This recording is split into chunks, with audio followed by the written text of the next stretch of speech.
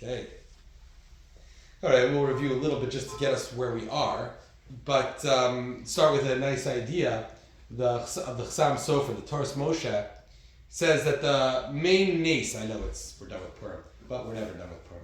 No, the main nace, the main miracle of the Purim story was not, says the Chassam Sofer, that Hashem responded to our tefillos. Now you're going to wonder why I'm giving this to a tefillah shir. But it was not the answer, that was not the nace, or not the main nace of the Purim story. That Hashem responded to our tefillos and our tshuva. That happened, that's a part of the story, but it's not the main nace.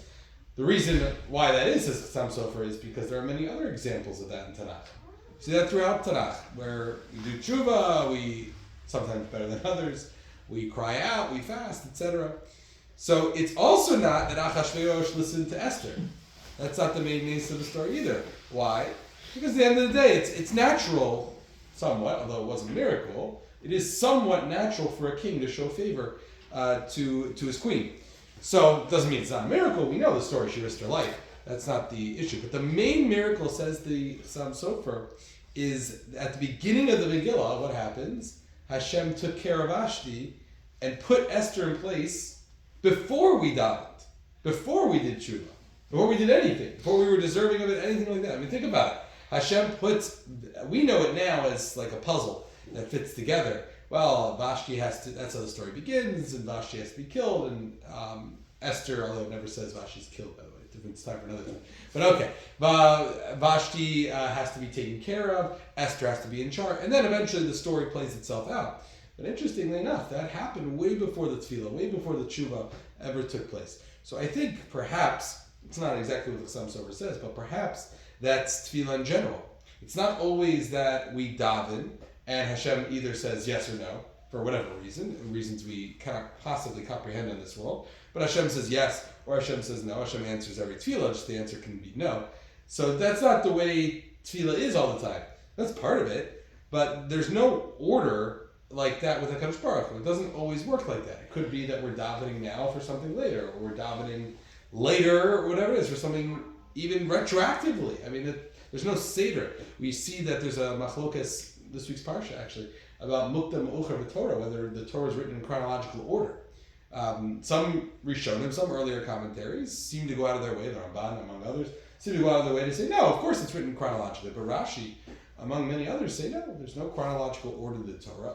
Torah says this story took place in chapter 23, chapter 26 might have happened before that. Right? We see that by Chet Egel, the sin of the golden calf, that may have taken place before the Mishkan, according to some, before the Mishkan was erected, as many suggest that the whole point of the Mishkan was as a consolation, if you will, for the Chet Egel. So it doesn't make a lot of sense to put the Chet Egel before the after the Mishkan. So nonetheless, there's this idea where sometimes we daven, and perhaps it's not that it's not immediate, but it's almost out of order. So I'll say one story that I like to say over, that my rabbi always says, Rabbi Leibowitz from Eretz Yisrael, about his son. So his son, and he believes this, and you can believe whatever you want. I guess that's your right. But about his son, Yisrael Yaakov, who I knew when he was a little boy. I guess he's probably in Shidduchim now. I was in Israel, I guess 15, 16 years ago. But nonetheless, very cute little boy. I guess it'd be weird to say that now. He's probably 19. But when I remember him, he was 4 or 5 years old. He used to babysit for the family. So the story goes that he was born with some type of, we don't even, it's some degenerative issue, and the doctor said he would probably not be able to walk, at least have mobility or whatever it would be. And he remembers that like the second or third checkup, this kid was under 2 at this point. So, he's looking around, and the doctor's like looking at this Yisrael Yaakov, and he seemed like, not jumping, but whatever a normal, quote unquote, 19-month, 20-month-old would do in that scenario, jumping on his mother, things like that. And the doctor said, I don't understand. This is obviously a miracle. Something clearly is going on here. The doctor happened to be an observant person and said something, I don't have any medical experience with this. The x-rays show that this kid should have very limited mobility, if not no mobility. And he's progressing like a normal, it seems like we were wrong. And Baruch Hashem, he's a He's moving around for the last, 18 years. I know I can only speak of the first 4 years. But nonetheless, so what happened? So my rabbi always said that, when his father in Staten Island got sick very quickly, very, very quickly. He's passed away very young, late 50s.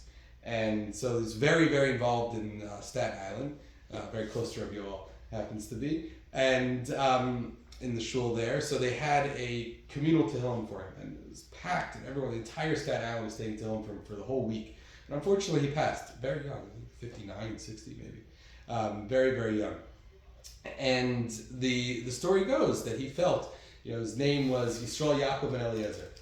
So Yisrael Yaakov ben Eliezer, he had 1,000 people saying Tehillim for Yisrael Yaakov ben Eliezer. So he believed that his son, Yisrael Yaakov ben Eliezer, he believed that his son, Yisrael Yaakov ben Eliezer, received all those tefillos. So sometimes we say to, this was in 1992 or whatever it was, but 1,000 people are davening for Yisrael Yaakov ben Eliezer. So it didn't work for the Zayda. It didn't work for Rabbi Leibowitz's father. But he knew that eventually it would work for his son. He didn't know at the time, of course. So I think that's how tefilah works as well. Sometimes we daven for something and the answer is immediate. The answer is yes, no, whatever it may be, for whatever reason it may be. But sometimes it's almost like either the tefilah are put in the bank, they're stored, or retroactively, because there's no real seder to HaKadosh Baruch Hu, there's no order in the world. It doesn't operate on the same time schedule that we do. So perhaps we could suggest that that's what happened with the Megillah, the Purim story, right? That Hashem knew we were going to daven, knew we were going to do tshuva, but he put Esther in place, started the story with getting rid of Vashti, getting Esther to be in power, way before we'd ever say any tefillos about needing the threat of annihilation, preventing the threat of annihilation, and before we'd ever even do tshuva. So just an interesting idea. One last idea about Purim. I guess next week we'll have to start talking about Pesach. But for now, it's still in the week of Purim, and we're still in Adar, so I think it's still appropriate to mention. Okay, we started the bracha of Yotzer Or. So we finished Berachos Kriyas Shema. We are now up to Yotzer Or. That's the first bracha. Remember, there are 2 brachas before Shema, 1 bracha after Shema. So really 3 Berachos Kriyas Shema. But for now, we're talking about the ones before. So Yotzer Or is the one of, it's generally one of praise. We mentioned that it's an acrostic of the Aleph base. Okay. Then we said that it's really based off, the brachas are based off a pasuk from Yeshaya with one key difference. The pasuk in Yeshaya says, Yotzer Or Vorei Choshech, so far so good, that's what we say. Oseh Shalom Uvorei Ra. He creates bad. We don't say that. Right? We say, Oseh Shalom Uborei Es HaKol. Creates everything. To indicate that everything Hashem creates is good. Yeshaya was on a different level. He understood what was good, what was bad as a Navi. We are not on that level, so we have to assume that everything Kol Man D'Avid Rachman L'Tav Meitav, everything the Torah does, everything Kadosh Baruch Hu does is for our benefit, even when it is seemingly incredibly not for our benefit and negative, but we do not have that understanding, so we assume that long term, everything is for our benefit. So that's why we change it. I'm sorry? Even starting? I believe they do. I think they do Uborei Ra. I could be wrong. Any starting? I don't think so. Oh, half starting. Half. Okay. Do you know what you say for? No. Okay. I believe so. Good question. Okay. Fine. So that's where we picked up. We picked up from the middle of Yotzer Or. The Gemara in Brachos on Yud Aleph and Beis says, Kedei lahazkir midas hayom v'layla, o midas layla b'yom. We want to mention, it's interesting, we want to mention darkness in the daytime blessing by saying Yotzer Or Uvorei Choshech. Hashem creates light, but also creates darkness. We said in the morning. And we mention light in the nighttime. Choshech mifnei Or. That it's dark, but we also have light. In order to sort of interject a mention of day into the night, an element of night into the day. Why? So Shulchan Aruch says, interestingly enough, not just poetry, although that's part of it as well. It's nice to, for a poetic standpoint. But as we mentioned with Psukei Zimra, that's not all David HaMelech had in mind when we have this Tehillim and Divrei Yamim, all connected somewhat to David HaMelech, mostly connected to David HaMelech. Yeah, a lot of poetry, but there's a lot more. It's not just the answer we can give. So Shulchan Aruch says, Lahotzi Milev Apikorsim, She'omrim Shemaim Shavara Or Lo Bara Choshech. So we have to counter if you will, those who say that the one who created light could not possibly create darkness. So the apikorsim, the heretics say, okay, so I believe that God created light, but the one who created light is obviously Tov, is good, so I cannot possibly believe that the one who created light created darkness, and vice versa. I believe there's a concept of darkness, but I don't believe that individual, that being, could create light. So l'hotzi lev mi'apikorsim, which is a theme throughout our davening, throughout our learning, where we seem to care, maybe more than we should, about what the apikorsim might think, what the heretics might think. Right, we see this by Bilam. Bilam has a whole parsha, basically, Parshas Balak, but the whole parsha is about Bilam, where Hashem made him a Navi. Why did he make him a Navi? Well, because we're concerned that they might say, people might say, well, you only gave the prophecy to Moshe and Isaiah and all these people, but you never gave it to a non-Jewish nation. So we give it to Bilam, we give him and see what you do with it, Bilam. And we know the story, Parshas Balak. So we seem to care about this a lot. Whether justifiable or not, we do concern ourselves with this idea of, well, the apikorsim might say this, so let's avoid that. I don't know. I mean, God is God. He shouldn't care about apikorsim. But this is more for us, I imagine, than God. Yes. You said that Hashem created light, but then you said it wasn't really him that created the darkness. And No, that's what they would say. I believe that he creates light, or to be more correct, he creates light in the absence of light. Sorry to get so technical, but if we must be exact, that is true. Darkness is just the absence of light, or vice versa, depending on which way you want to go. So nonetheless, that's why we say night and day and night. So we're trying to yotzer or uvorei choshech, and then choshech b'fnei or. So kind of say, no, this is God that we're praising right now. That's what yotzer or is. We're praising God, and God is one who's given us light and darkness. We believe in both. Okay, let's talk about the kedusha.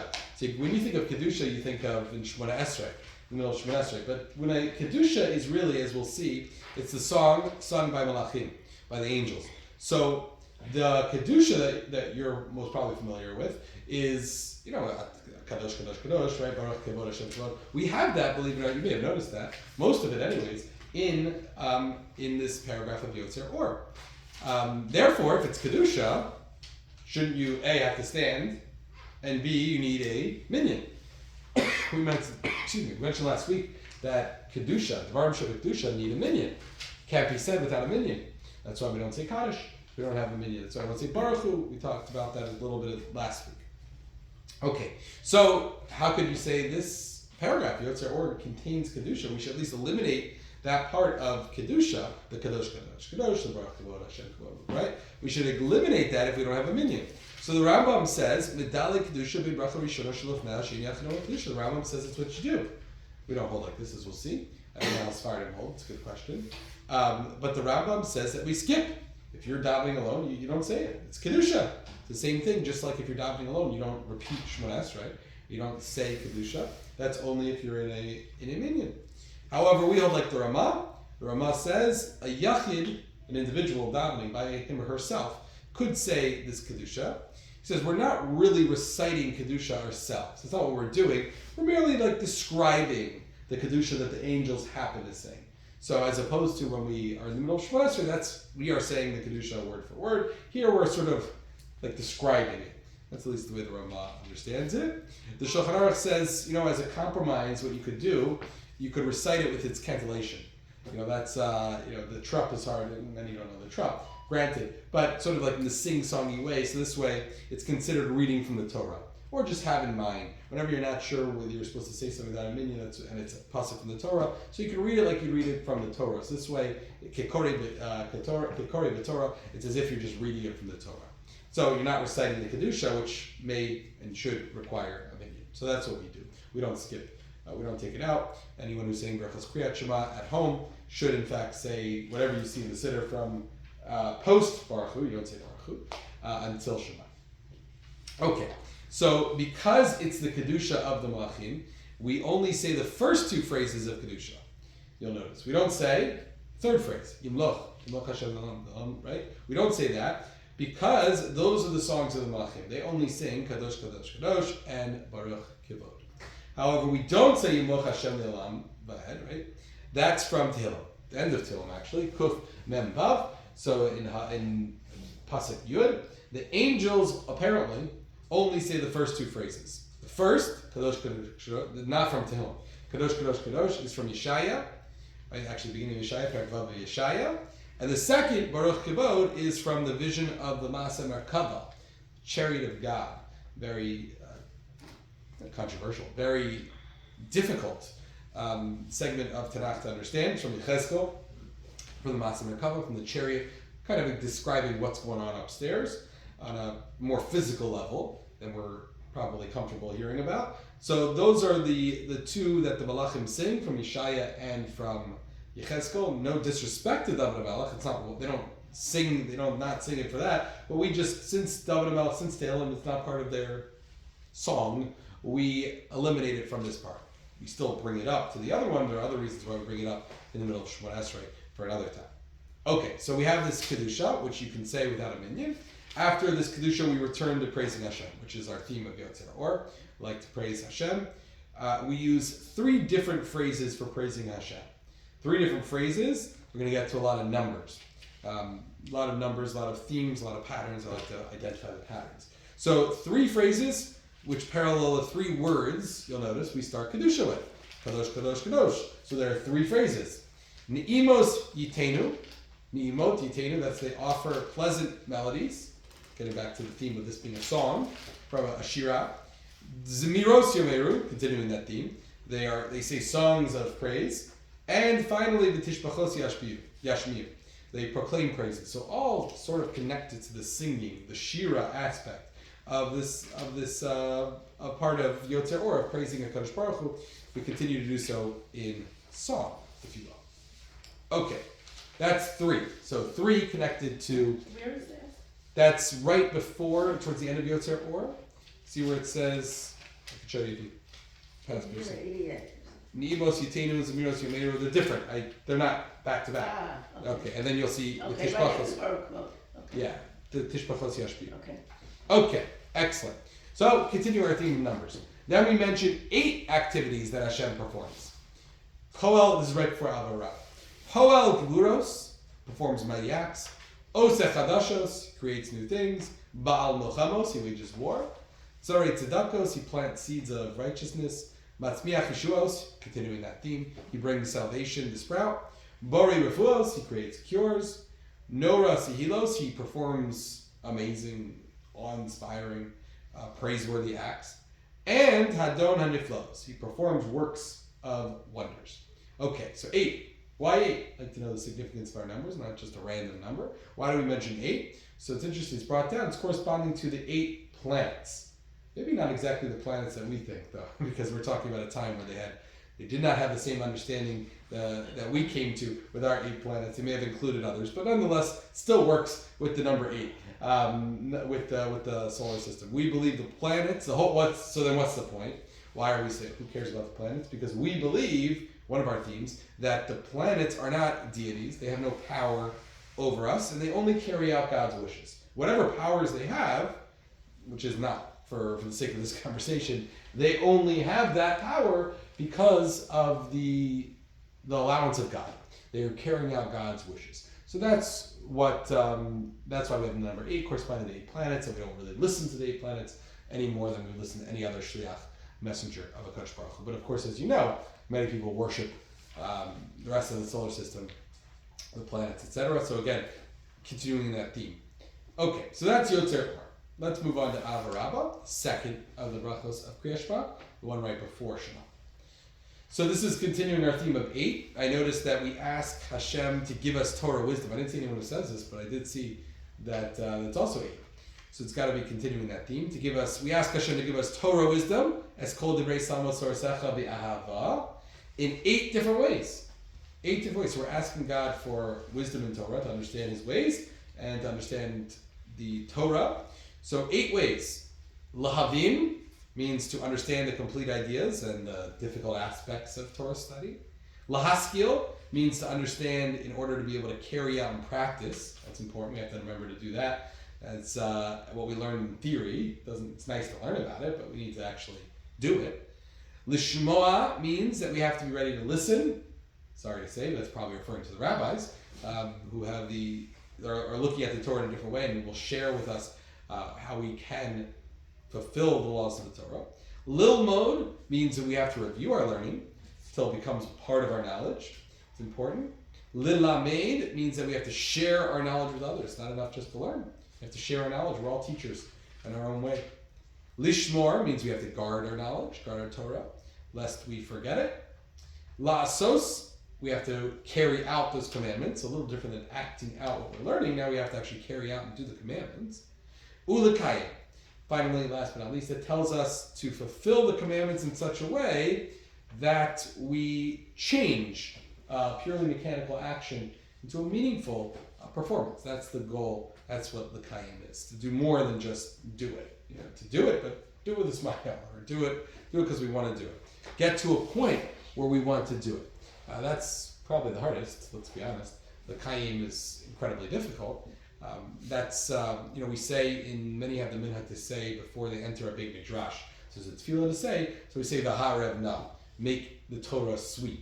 So that's an important understanding of that. It's that, especially when you have people that tell us to boys in yeshiva. So boys in yeshiva are not getting into learning, they're not excited, they're not energized by the learning. So the harev na, so you daven to Hashem, make me want to learn, make it so that it's interesting. Find what connects to me.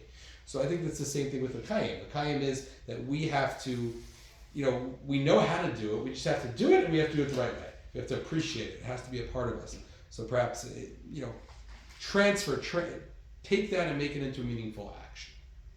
Okay. So usually we say, this we'll speak about, this is an interesting halachic discussion.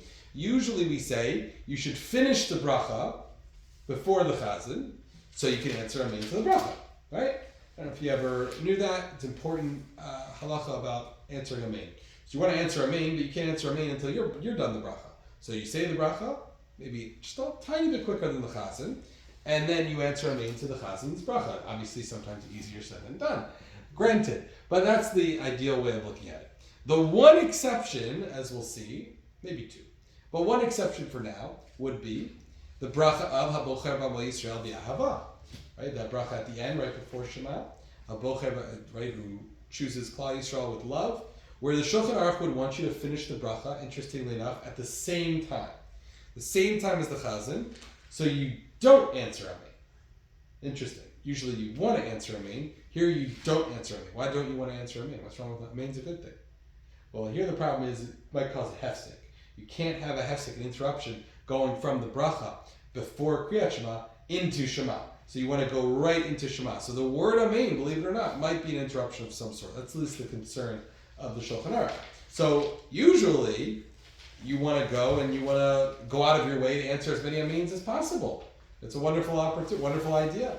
Right? We want to go out of our way to answer amen all day long. There's no limit to amens, so to speak. So except for Habocher B'Amo Yisrael B'Ahava, where the Shulchan Aruch says maybe it's best to sort of pause and, let the chazan finish first so that you don't answer amen, then you'll say the bracha, and then you can go right into Shema. Habocher B'Amo Yisrael B'Ahava is supposed to, in an ideal world, is supposed to kind of take you into Shema. That's the way of looking at it. So we'll talk about this more next time, but in terms of understanding what a hefsek is, so an interruption. It's the same logic. The one we're most familiar with, I imagine, is Netilas Yadayim and Hamotzi, right? Where I'm sure everyone knows that we make a Netilas Yadayim and then you don't talk. Why can't I talk? What's wrong with talking? Is it because it's an inappropriate thing? No, it's because anything you say could constitute as a hefsek between the mitzvah, the bracha, which is Netilas Yadayim, and the action of eating bread. Motzi is just before the bread, but it's the same logic. You don't want to have a hefsek. So that's why my joke is always, you see people that are they're like sign language, or they're doing it's the same logic. You can't have a hefsek. People are having a whole conversation without verbal. You can have a whole conversation, non-verbal conversation. That's not what the Chum want. The Chum don't want you to have a hefsek. That's why, for example, what's allowed to be spoken during that time? Things that are pertaining to the Seudah. If you realize that you don't have the knife on the table, so you could say, please pass the knife. It's not a hefsek. That's not an interruption because it's pertaining to, it's getting you to point B, which is cutting the challah, which is your next part of the mitzvah. It's only, what's the weather today? Or, what time's minyan tomorrow? Or that's the concern that we have, so we don't let you talk. But, people take it in funny ways. They're talking, they're motioning with their eyes. I've seen people communicate in sign language. That's definitely not, that is definitely a hefsek.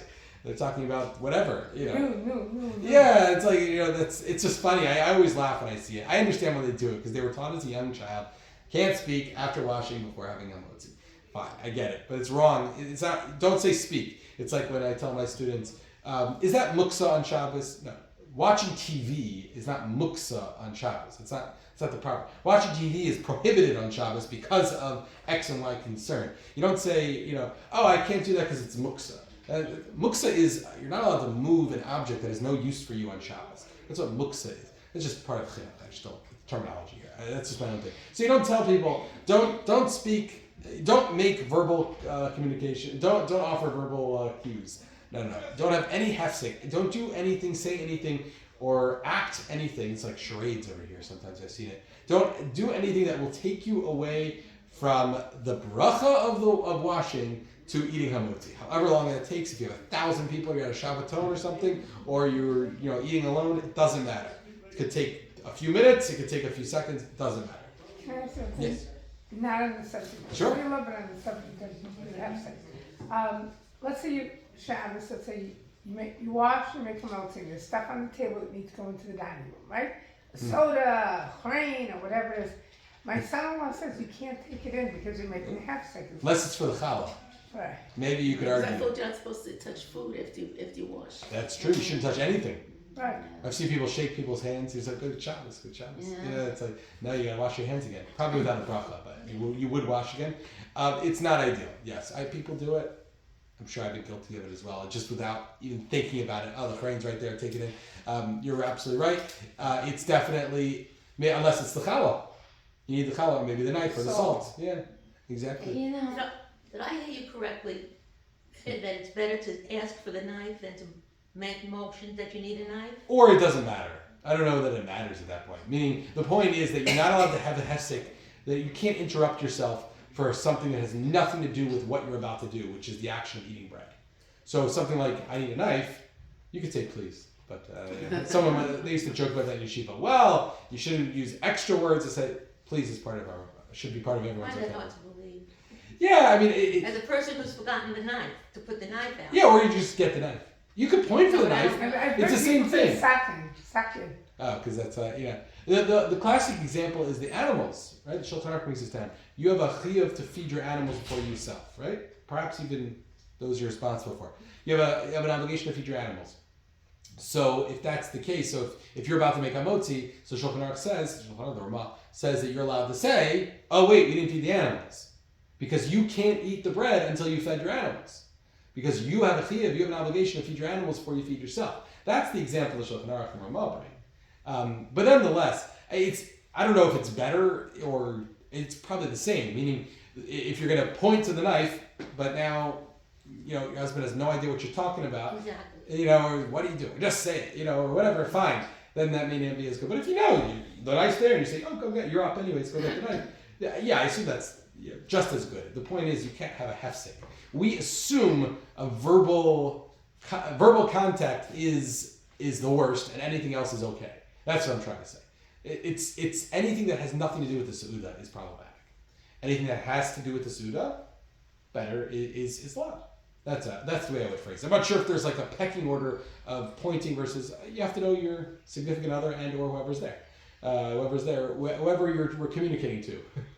But I never understood why my husband does this, but he washes, when he goes to the bathroom, he washes his hands, and then he washes his hands again I don't know. right before he eats food.